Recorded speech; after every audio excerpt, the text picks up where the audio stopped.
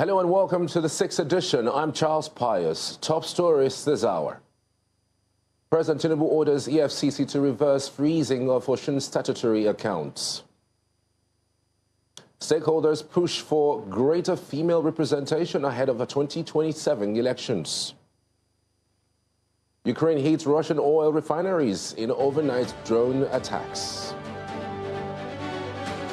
Details shortly.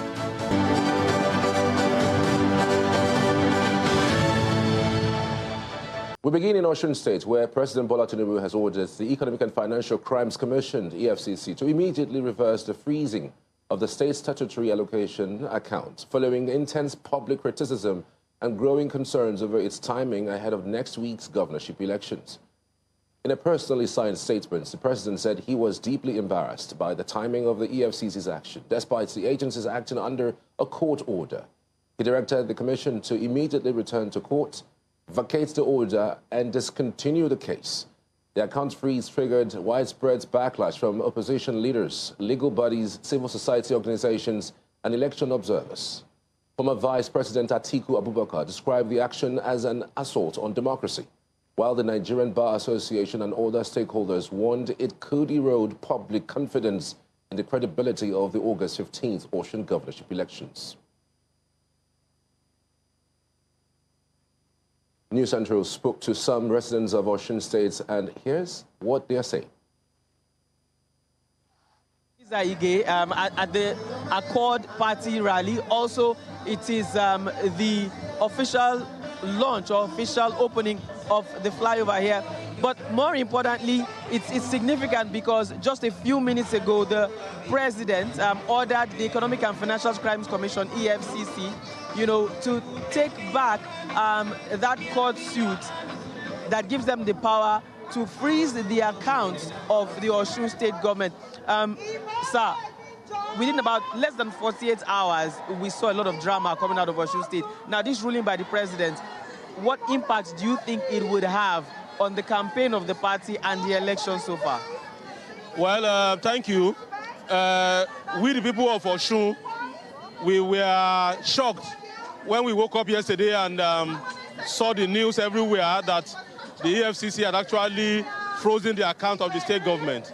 And virtually everybody condemned that action, except for the members of the APC who were rejoicing for obvious reasons. And unfortunately, the agenda, the aim, why they probably asked the EFCC to do what they did was to cripple the activities of the state government, probably thinking that that would give them an advantage as we go into the final days of the election. Unfortunately, that action seems to have caused more hatred for them even in town. And it has further given the Adeleke support base more sympathy and more hatred for the APC candidate.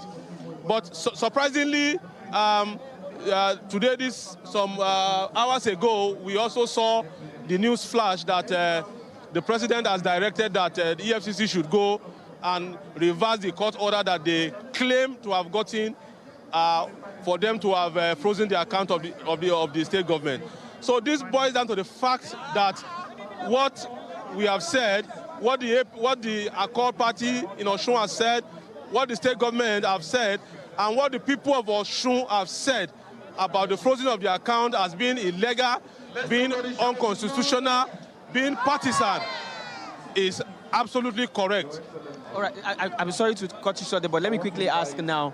Do you think that this in any way would affect the activities of the election come 15th of August 2026, I beg your pardon? Unfortunately, that would not affect. To the best of my knowledge, Governor Ademola Adeleke is not planning to put his hand in the coffers of the state to fund this election. He was not governor in 2018 when he defeated Gboyega Oyetola as the chief of staff of Governor Rauf Aregbesola. He was not controlling the coffers of the government when he defeated Gboyega Oyetola as a sitting governor. So whether they are frozen the account or not, that will not prevent the APC from suffering massive defeat. News Central's lead correspondents Bernard Akede and Mercy Babajide is currently in Osogbo, the Osun State capital. and joins us live right now. Many thanks, colleagues, for your time in Osun State. How are residents reacting to the president's directive to unfreeze Osun State's account? I'm sure that just one person spoke with Bernard there, but Mercy, let's hear from your end. All right, Mercy, if you can hear me, can you tell us some of the reactions that you have received so far regarding the latest development about the president ordering that the EFCC goes back to the courts to vacate the order asking that the Osun State's account be be frozen? Mercy, can you hear me? Oh. Okay, all right. Hi, Charles. We're live in Osun. Yes, I can hear you. I can. Yes, we are in Oshogbo, somewhere called Jaleyemi. And right behind me is something peculiar or something very different from what you would have never seen in any election. Up above there is APC's banner. Down there is the Accord, ADC, I beg your pardon, ADC's banner. And then the Accord Party just finished their campaign right under the same place. But then it looks like they are unbothered about whatever is going on with the EFCC case. And most especially now that the presidency has, of course, had to interfere and call the EFCC rather to order. But that's not the catch. We have Mr. Jamiu that would be joining us here, is one of the big men in Osun State that would be speaking with us as regards this election. Hi, Mr. Jamiu. Good afternoon. As a young voter, what are your biggest challenges when it comes to this election? Yes, as a resident of the state, we realize that Osun has this kind of political consciousness that Osun election is always different, and many people will say that Osun is always different, Osun Ojo Ekiti. And because both Osun and Ekiti are having their off-cycle election, so the eye of everybody is always on Osun State, and that is what is happening presently. But we have witnessed in 2022, 2018, and the other elections, there used to be tension prior to the election, but on the day of the election, everything is going to be peaceful, and we are hopeful that 2026 is also going to be peaceful as well. Okay, something peculiar has happened, Mr. Jamiu. Talk about this banner. We have the APC banner up there, then we have the Accord Party right under. And about 30 minutes ago, we had in Osun State. Yes, it's also attested to the fact that there is political consciousness. You see that in the same place, the APC banner, the Accord banner, and also the ADC banner is erected in the same place. It's just a match of terror that if you tear our banner, we tear your banner, and everybody will just have to live by that reality. And this is what has been happening. There is no major time in Osun State that you have a totality of support for anybody. Even in Ede, where the governor comes from, there's also a notable opposition party in Ede, the likes of Ambassador Adija Ribilu, who has been Speaker for the House of Assembly 8 years. Also in Ikire, where the APC candidate comes from, you also have a notable opposition figure. That is the campaign DG of Adeleke Imale Campaign Council, Lere Oyewumi. And this is to tell you, even Ife produced the two governorship candidates for the major political parties. So this is to tell you that in Osun, it's not peculiar with any other political atmosphere in other states, but by and large, election will come. It is going to contribute to the political maturity of Osun State, and Osun will be peaceful before, during, and after the election. Thank you very much, Mr. Jamiu. All right, I'll see you some other time. All right, you've heard right straight from one of the big horses' mouth that this is something that is peculiar to Osun State. Well, it's our first campaign. It's our first time following a campaign from the Accord Party. Yeah, so we're hoping to see more from other parties. Earlier on, we are at the APC campaign ground, but then we couldn't take much from there. But then subsequently, we're still on ground in Oshogbo, Osun State. Back to you in the studio. Many thanks to you, Mercy. Bernard, over to you. Just for you, and an update on what the residents are telling you, most likely what is shaping this particular elections that is 9 days away. Okay, so I was actually asking you, beyond the directive by the president, which, of course, I'm sure is dominating conversations right on the ground, what are residents telling you, and what is really dominating the conversations leading up to these elections that is 9 days away? Elections, which, like you said, is 9 days away, is, excuse me, who is going to win the election? Basically, it's that short and simple. We know of Accord Party, which is the ruling party. And then, of course, there's the All Progressives Congress, which the people believe is the strongest opposition in the land here. And the rivalry is so fierce that if you look behind me, and you'll probably get a shot, right there up is a billboard of the All Progressives Congress APC candidates right there. And just underneath that billboard, you'll see some men packing up a canopy and some chairs. And that's just to show you how the extent to which the rivalry has become.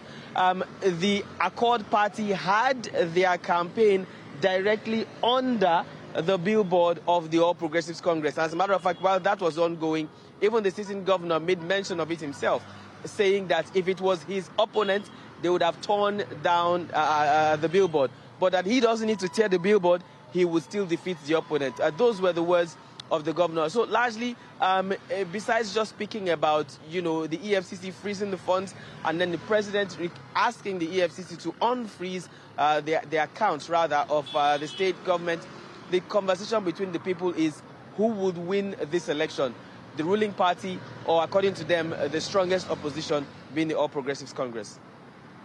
Bernard, just before you go, Bernard, I mean, the police say they have deployed 15,000 personnel on the ground. With what you're seeing, does it look like there's actually visible security on the ground?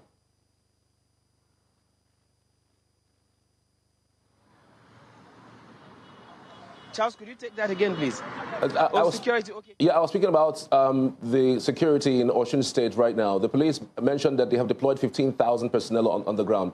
With what you have seen, is this visible? Does it look like there are actually that number in at least the city center?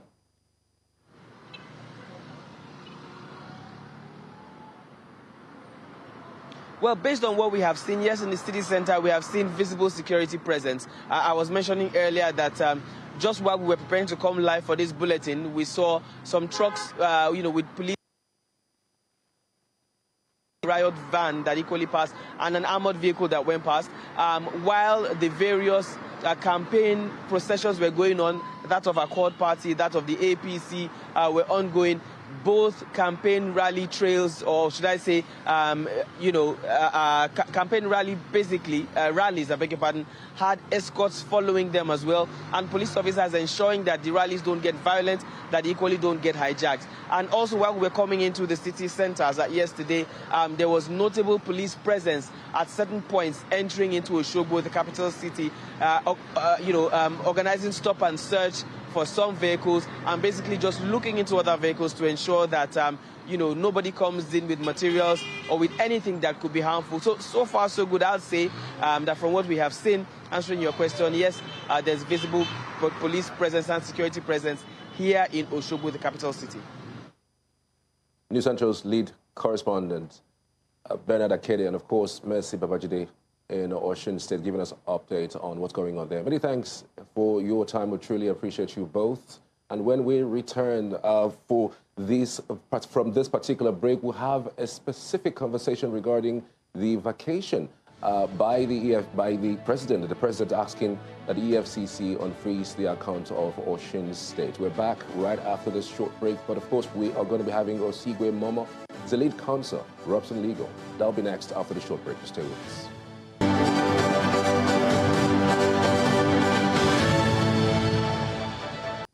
Just like I mentioned earlier, Osigwe Momo is joining us for this very important conversation as it relates to the president's orders. Osigwe Momo, many thanks. Thank you so much for joining us. Thank you for having me here. So this question is something that everybody is actually asking, really. I mean, it depends on how you look at it. The question is, can the president actually give an order asking the EFCC to vacate a court order if the EFCC was actually acting on a very legal court order? Well, it's difficult to call it illegal because it was procured from the court, following the process as stipulated in the Act. However, some things are not about right or wrong. It's about how it feels. Justice must not just be done. It must be seen to be done. The entirety of this process is odious. There's some level of distastefulness that most people understand from this. And the reality is that every public servant in the executive arm of government, the federal branch, is acting on behest of the president. The president is the executive president. That is to say, every executive, and the EFCC's executive, of course, is acting on the behest of the president. So the president can come in and, look at this. But the problem with this also shows that this EFCC is not as autonomous as it seems. It would now be very scary. We have experienced this in Nigeria before, where we had the EFCC that seemed to be dancing towards the dictates of the puppet master. We're seeing the puppet behind. We're wondering, are you going after the perceived enemies? I'm talking of the dark days of President Olusegun Obasanjo. We were old enough to understand how the House of Assemblies from one state, Anambra, Bayelsa, and co, seem to be focused solely, almost solely, on the political enemies of the then sitting president. Those days seem to have, somehow whittled down with Yaradua, Goodluck Jonathan, and, to some extent with Buhari, to some extent, I would say. But now, many Nigerians are wondering, are we back here? Are we back here? Why is it now? We are 10 days to an election. And why would you do this? If you love Mr. President, if you love the Federal Republic of Nigeria, if you love the EFCC, that we ought to see as separate, as acting properly, why would you think that this is the right time? Of course, Mr. President did the best thing by advising or directing the chairman of EFCC to take this matter out of court, remove this from the public glare. It is bad. There is no way you look at it. It will never appear right. I'm sure the FCC chairman, if he goes to the silence of his halls at home, he will realize that what he has done is terrible timing. No, you can never justify this because we see election is coming. All of a sudden, the accounts are suspicious. There's a hand of Esau we are seeing, but the voice seems to be that of Jacob. The EFCC directly answers, or maybe it's directly connected to the presidency. There's nothing EFCC does that the presidency doesn't really approve. Well, it ought not. To some extent, yes. So one would wonder, really, how did the EFCC take that particular move without the presidential knowledge, or maybe without a directive? Yeah, and that's why it looks as if now Nigerians have complained, and then the president, it looks as though they are cowing. But in fairness, you don't expect, Mr. President, the Inspector General of Police is not going to look at every traffic warder to say, direct the road. Of course, if they are with the police and the police traffic men, they are acting on the behest of the IGP. The same way the IGP's everything is doing, the Mr. President is not aware. We don't expect Mr. President to be aware of everything, but for something as sensitive and sacred as the casting of votes, the tinkering of the electoral process, Mr. President ought to know. He has to know. If you did this on a frolic of your own, it also shows how insensitive you are to the presidency.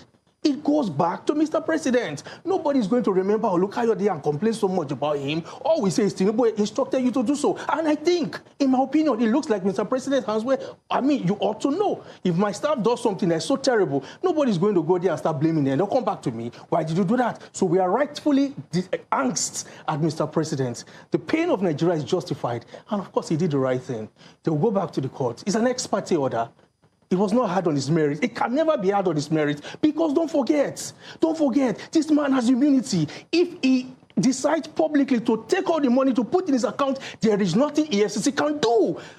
He has constitutional authority immunity. Nothing. He says, I gave this money out. Why will you go after this? Running after, let's use, I'll call it placebo effect. And, let me reduce my word. The reality of the matter is that these things, we don't want anything to make Nigerians be afraid of voting in the next election. Nigerians will say, APC are going to scatter this process. No, we don't want that. So EFCC did something wrong, and I'm happy Mr. President has corrected it. And right now, people can calm down. The entire mood is calm. We believe that, okay, Mr. President is going to be fair in the next election, and that's how it appears to us. And I think most people are happy with this. Osigwe Momo, many thanks. We truly appreciate you. We're following up this discussion and this conversation. I'm sure that in due course we would find time to expand on this. Thank you so much. Many thanks for your time. Thank you so much. Truly appreciate it. Yeah. Well, with just days to the Osun State governorship election, governors elected on the platform of the All Progressives Congress have intensified campaigns for the party's candidate, Monirudeen Oyebamiji. Kogi State Governor Usman Ododo joined his counterparts from Edo and Ondo States at a rally in Osogbo, where they urged residents, including indigenes of Kogi living in Osun State, to vote for the APC on August 15th. News Central's Mono Malabobo reports.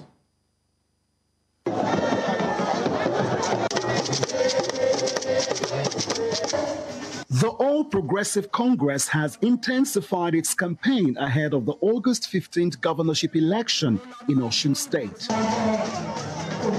In Osogbo, Kogi State Governor Usman Ododo joined Edo State Governor Monday Okpebholo and other stakeholders of the APC at a rally to mobilize support for the party's governorship candidate. AMPA is the solution. Governance is not by reggae. We have gone beyond that.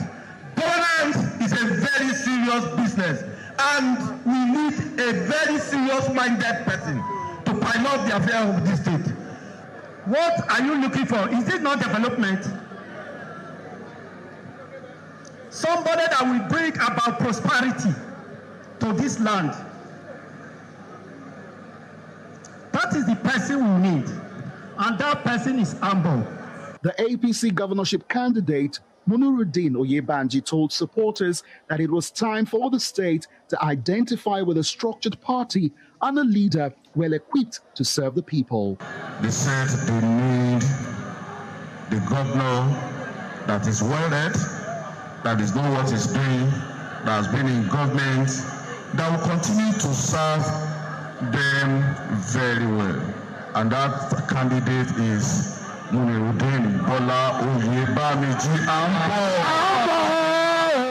The Director General of the APC Campaign Committee in Osun State said the state is ready to join the League of Progressive States, expressing confidence that the August 15th election will produce an APC victory. We want to join the League of Progressive States, unlike what we have in Osun State, Your Excellency. Party stakeholders from Kogi, Edo, and Ondo states also addressed their respective indigenous residents in Osun in their local dialects, urging them to vote for the APC candidate.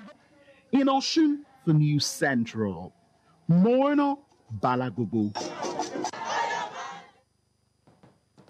We're headed for a short break, but let me ask you this question. We are 163 days to Nigeria's presidential elections. How prepared are you? I'll tell you a little bit more after the short break. Do stay with us.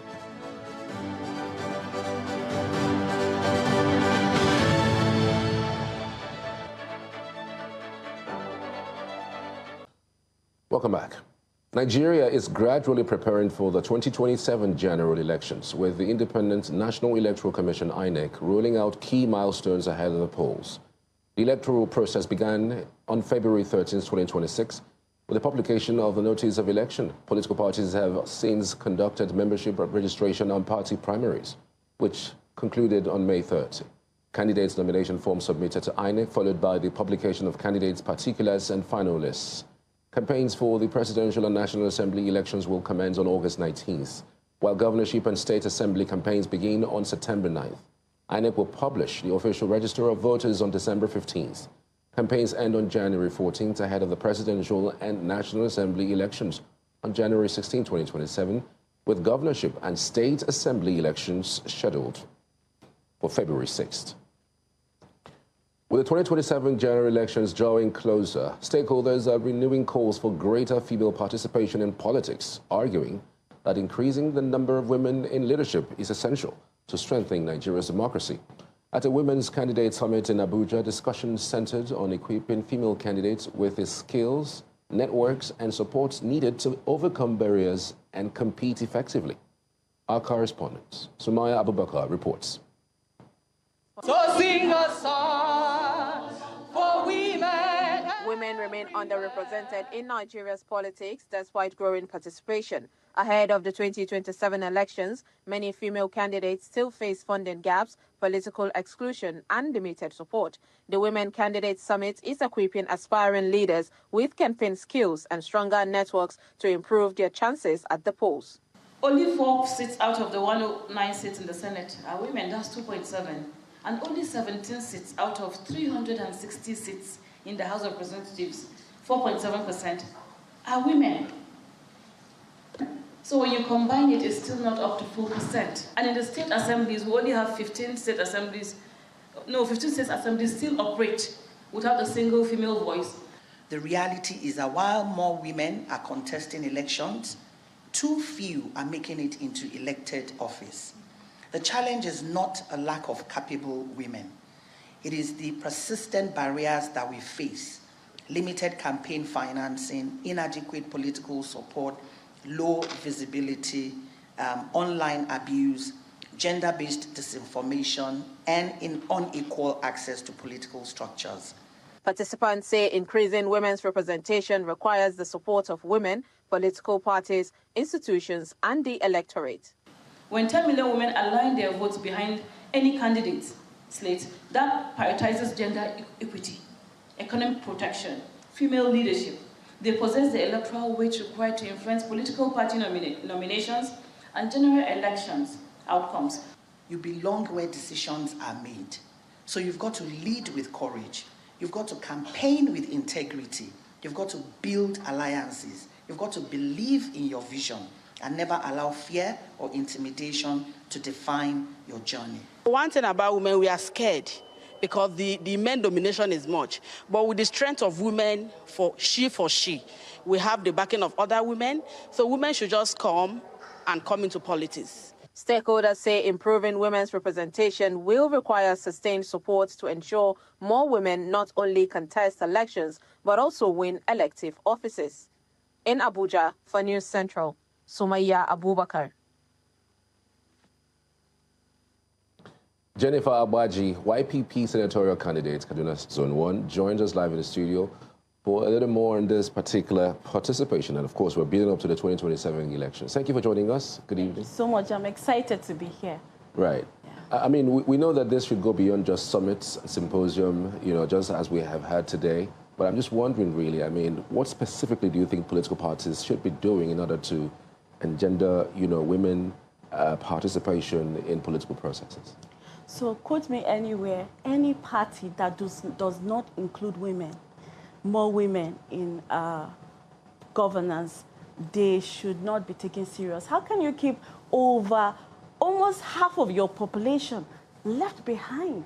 25 years of democracy, excuse me, and right now we are still struggling. The parliament, less than 5% of women in parliament.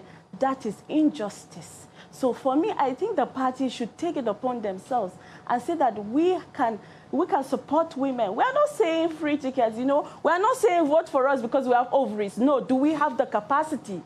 The question is, do we have the capacity? Yes. If a woman can, we always say if she can lead her house, if she can build her house, she can build the nation. Do we have the competency? Yes. So why don't you encourage women in politics? So the summit is a very welcome idea. Voice of Women have tried bring stakeholders on table and helping parties to know that beyond the primaries, the work has to be done, and parties should support female candidates. Right. How much engagement have you been having with men specifically? Because we understand that sometimes because women are somewhat under the care of men, yes, they have to take permission from their husbands to do this. Don't you think that is also one issue that the women should be looking towards, engaging men in order to allow women to do what very, very important. So we decide, for instance, my organization, what we do, we organize listening tours and all of that. One of the things we do is we don't put women alone in the room. We also put men. We put the traditional leaders, because every woman has a man she listens to. And the gatekeepers, most of them, they can just close their hearts.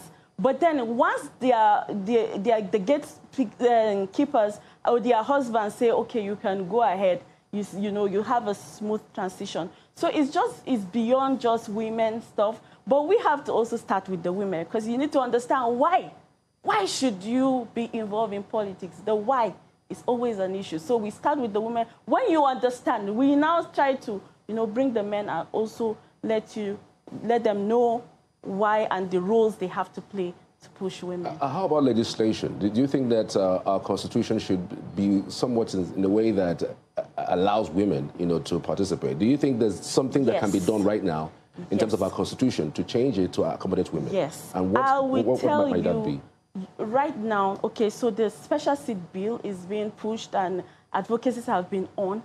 Right now, I spoke to someone at the airport when I was flying in. He was like, he doesn't believe in all of that. I told him that already the inequality gap is wide. So 95 and 05, the gap is wide.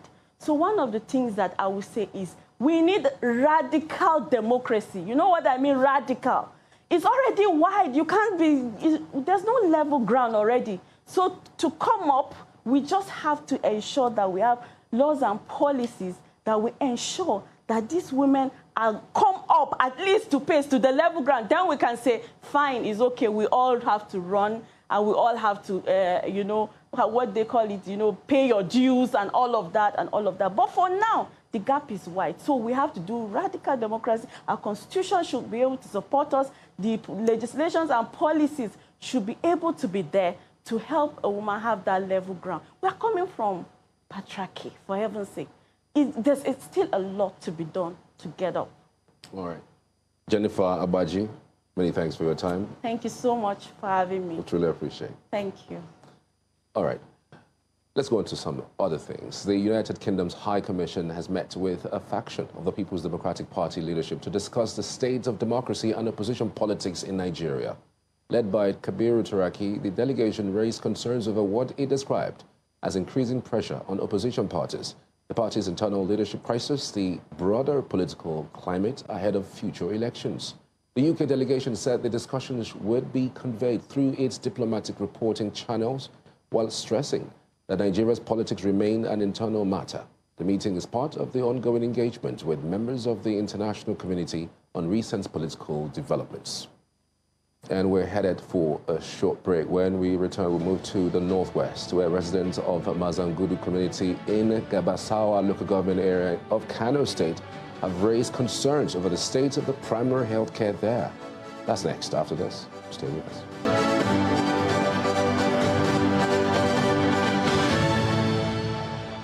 Residents of Mazangudu community in Gabasawa local government area of Kano State have raised concerns over the state of the primary health care center serving the community.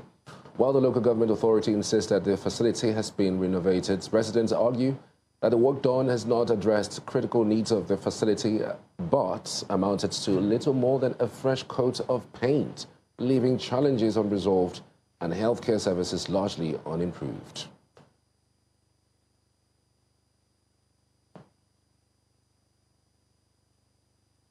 News Central's Stephen Enoch joins us live from Mazangudu community with more update. Stephen, what is it like at the facility at this moment? This is Mazangudu Health Post here in Gabasawa local government area. And according to the residents, this particular health post has been here since 1991. And before the local government chairman of this local government came into power, he told them that he is going to fix this hospital and make it very standard for them to be able to receive health care. But till now, nothing has been done, just renovation, which is painting and fixing of the roof, but the main issues have not been solved. I will speak with the residents who will tell me how they feel about it and their current needs. So, kunchewe wannan asibiti bai maku ba? Gaskiya bai yi mana ba. Saboda mun na jan hankali ga chairman na karamar hukuma game da alkawarin da ya yi mana a cikin garin Mazangudu. Ya yi magana zai gyara mana asibiti. Ya zo ya fara renovating bai dawo ba. Idan ana yin ruwa mutane ba sa zuwa asibiti, mata suna shan wahala wajen kawo marasa lafiya, babu ma'aikata, babu kayan aiki wanda za a tallafawa mata wajen haihuwa da kuma ƙananan yara wajen kula da larurarsu a asibitittuka. Muna jan hankali ga shi alkawarin da ya mana ya yi kokari ya dawo ya cika mana, saboda maganar lokacin zaɓe yana zuwa. Idan ba a yi mana ba, mu 'yan cikin garin Mazangudu mun haɗu kwanmu da kwarkwatanmu ba za mu fito mu yi zaɓe ba. Nagode. So he said that the local government chairman made a promise to them before he came into power, and he told them to vote for him, and he's going to make sure this particular hospital is put in place and he's going to employ staff. But now there's no staff, staff in this hospital. Just only 2 or 3 people are here, and that women are facing too many challenges when it comes to bringing their people here. When it rains, it's not conducive for them, and they are facing so many challenges. I'll speak with someone here who will talk to me about this, will I say, staff quarters here of this particular PHC, which is in ruins at the moment. So I'll speak with him to tell us more about that. Wannan staff quarters fa? Kamar yadda ka gani, wannan shine gidan ma'aikatanmu na asibiti, kuma sannan gashi nan ya ruguje ba inda zama aikaci zai shiga, kuma idan aka zo da marasa lafiya da daddare babu yanda za a kwantar da mutum sakamakon ma'aikaci baya nan ya tafi garinsu, kuma gidan ka gan shi nan a gargaje. An zo a renovation tun ciyaman yana kantoma ya zo ya ce zai yi renovation, ya zo da ciyaman da darakta na lafiya da kuma manaja da HOD sun zo sun zagaya har shelter suka ce za su zagaye, to gashi a haka ake fama bayan da za a yi, sun yi mana aiki wayannan suke gani. So he said this staff quarters is in ruins. As you can see, it's in ruins, and sometimes when they need to bring some people who are sick to just stay there or wait for the doctor, there's no way they can stay there because it's in ruins. The walls are cracked, there's no fencing around it, it's open, and he's calling on the chairman to fulfill the promise he made. He said the chairman came with some healthcare officials and said they'll do a kind of shelter here, fencing, and so many things. So they're calling on Sagir Usman, the local government chairman of Gabasawa, to fulfill his promise in Mozambique. It's over to you in the studio.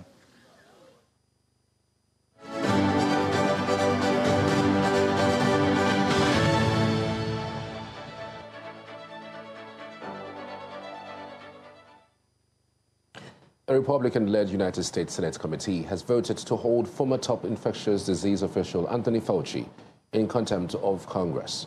The vote follows Fauci's decision to invoke his Fifth Amendment right against self-incrimination during a Senate hearing on the COVID-19 pandemic. Acting on the advice of his lawyers, Fauci declined to answer questions from Republican senators investigating claims about the origins of the pandemic and allegations of a cover-up, allegations Fauci has repeatedly denied. Dr. Fauci's assertion of the Fifth Amendment privilege was unsupported in light of the pardon and the testimony he offered in his opening statement. The chair directed Anthony Fauci to answer. He refused again. That is what we are voting on today.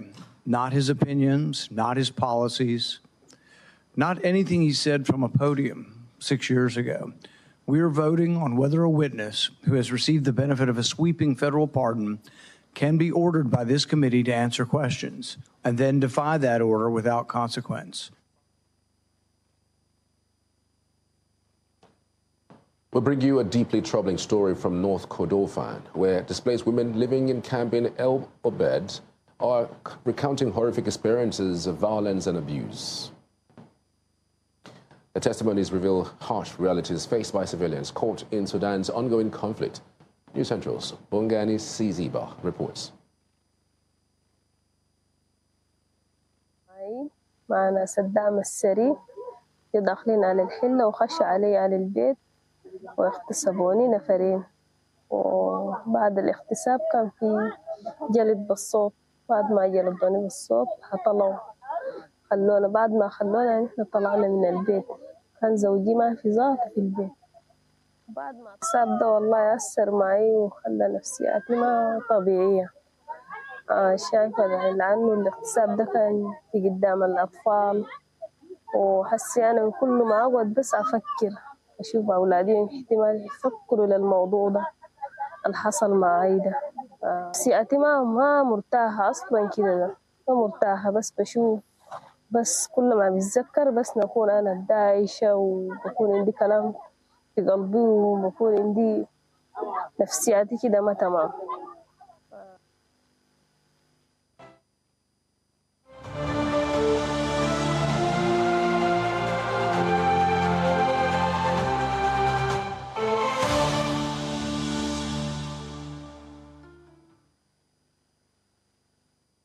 Residents in southern Lebanon are assessing the damage after an overnight Israeli airstrike hit the town of Burj al-Shamali near Tyre.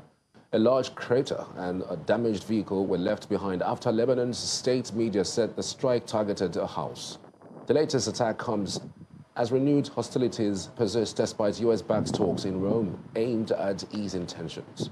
Lebanese authorities continue to monitor the situation as concerns grow over the risk of further escalation in the region.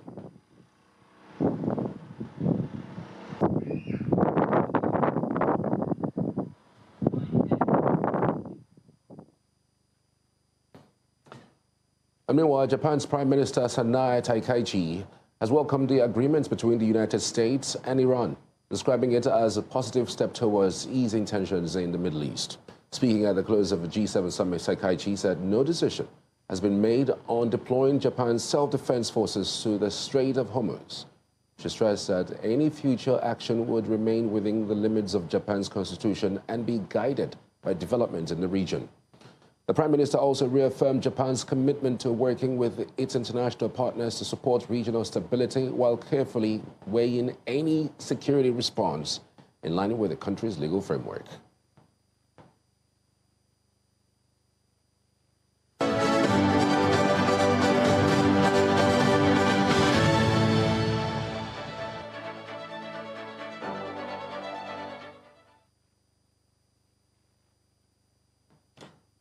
The Nigerian Upstream Petroleum Regulatory Commission expects over $30 billion in investments from 22 major offshore projects between 2026 and 2030.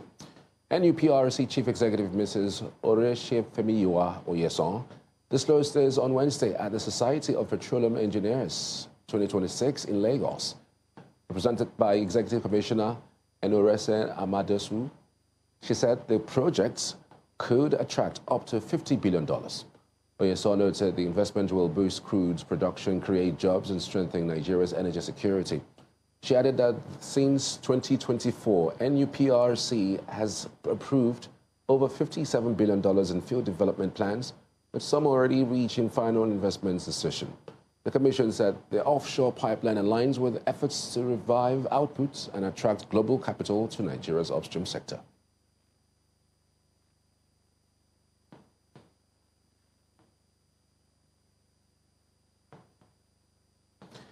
And that's all at this hour. But before we go, here's another look at some of our major stories. President Tinubu orders EFCC to reverse freezing of Osun's statutory accounts.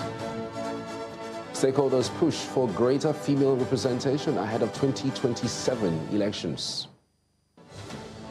Ukraine hits Russian oil refineries in overnight drone attacks. Remember, you may send in your eyewitness reports to the WhatsApp number on the screen. Follow us on social media. We are at News Central TV. You can watch News Central live on DSTV, channel 422, GoTV 23, Star Times, channel 274, Avo TV, and YouTube. Many thanks for watching. I'm Charles Pius. See you tomorrow.